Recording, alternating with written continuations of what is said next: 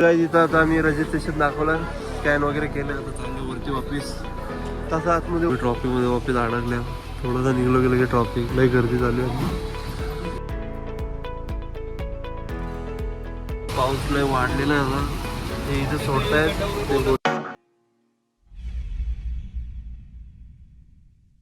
अरे guys, good morning, welcome back to my new blog. तर guys, आजचा आपला आहे दिवस दुसरा केदारनाथचा. आज आम्ही चाललो आहे सोनप्रयागला. बॅकपॅक वगैरे झालेली आमची. आता आम्ही हा रूम चेकआउट करतो इथून.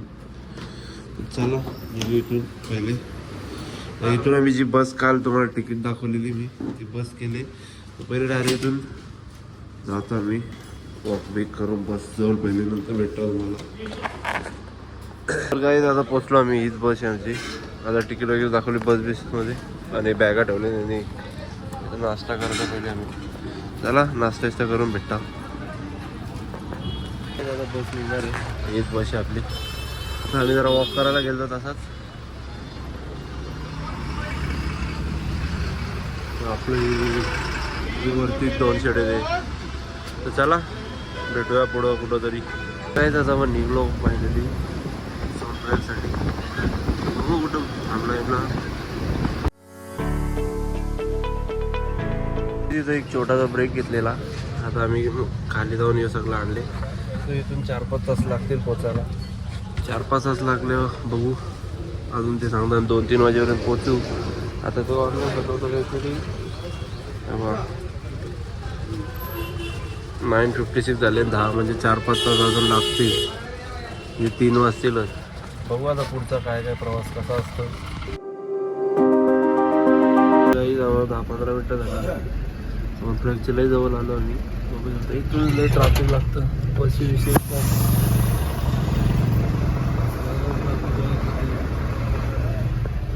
इथून काहीतरी राहिलं असेल तरी 7-8 किलोमीटर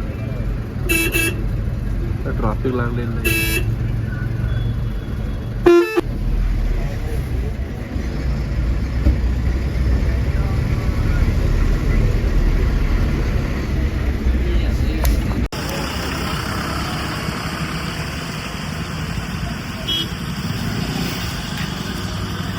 काही बघू शकतो आम्ही ट्रॉफिकमध्ये वापस अडकल्या. थोडंसं निघलो गेलं की ट्रॉफिक लई गर्दी चालू आहे. ही मागपर्यंत गर्दी ट्रॉफिक येते. लोकांवर उतरून जायला लागले चालत. तर बघू इथे चहा वगैरे काहीतरी प्यावं. पाणीची बॉटल घेतली. तर ट्रॉफिकमध्ये पाऊस पण चालू झाले. मोसम खराब झालेला. हलका पाऊस पडला तिथं. आता आम्ही ट्रॉफिकमध्ये जाऊ. हळूहळू पुढे चालली बघा ट्रॉफिक.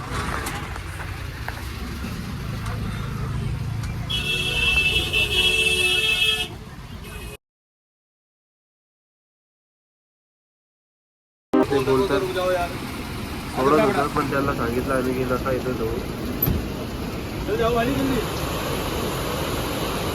बघू शकता आता उतरलो आम्ही बसमधून.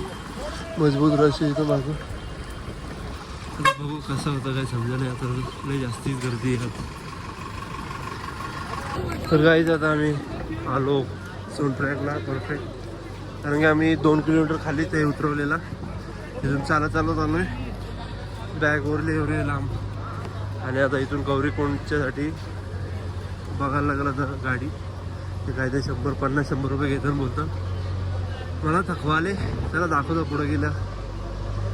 इथं आता आम्ही रजिस्ट्रेशन दाखवलं, स्कॅन वगैरे केलं. आता चाललो वरती वापस. तसं आतमध्ये वरती नाही येऊ जाऊ. इथून बॅरिकेड लावलं इथं. चला वरतीच. तर काही त्याचं आम्हाला शेअरिंग भेटली इथून. तर आम्ही 3-4 जण आहोत इथं. तर चला भेटू पुढं. अच्छा का काय आता आम्ही इथंच उतरलो. इथून बोललं ट्रॉफिक आहे. किती मोठी लाईन लागलेली इथं. इथंचा व्ह्यू असा काय.